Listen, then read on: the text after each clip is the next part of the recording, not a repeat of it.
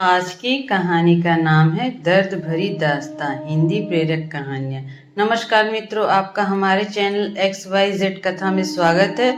कहानी सुनने से पहले हमारे चैनल को लाइक और सब्सक्राइब करना ना भूलें। हेलो दोस्तों, मेरा नाम मोनिका है और आज मैं आपके साथ अपनी दर्द भरी दास्तां शेयर करने जा रही हूँ।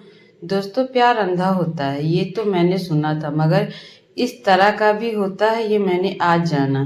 मेरे प्यार में पता नहीं क्या कमी रह गई कि वो मुझे कभी समझ ही नहीं पाया, या फिर उसने कभी मुझे समझने की कोशिश ही नहीं की।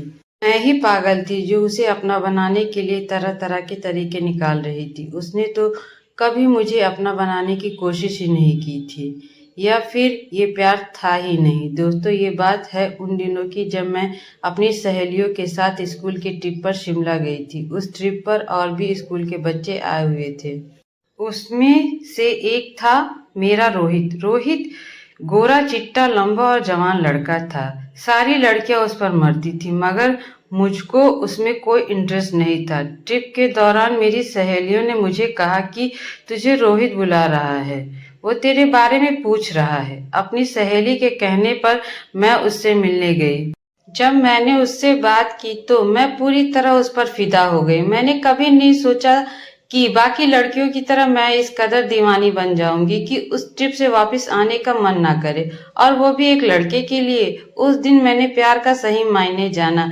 मैं और रोहित अक्सर फोन पर घंटों तक बातें किया करते। हमें एक दूसरे की कंपनी अच्छी लगने लगी। इस तरह हमारी दोस्ती कब प्यार में इतनी गहरी हो गई ये पता नहीं चला। फिर एक दिन रोहित ने मुझे मिलने के लिए बाहर बुलाया।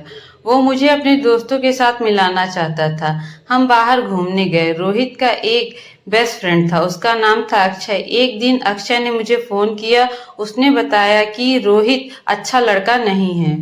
उसने ये भी कहा कि रोहित मुझे चाहने का नाटक कर रहा है। मैंने उसकी बात बिल्कुल नहीं मानी। मैंने सारी बात जाकर रोहित को बताई।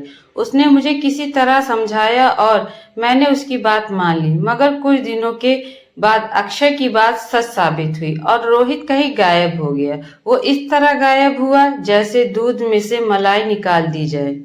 रोहित ने मेरी जिंदगी बर्बाद कर दी और आज मैं बहुत पछता रही हूँ। मुझे अफसोस है कि मैंने अक्षय की बात क्यों नहीं मानी।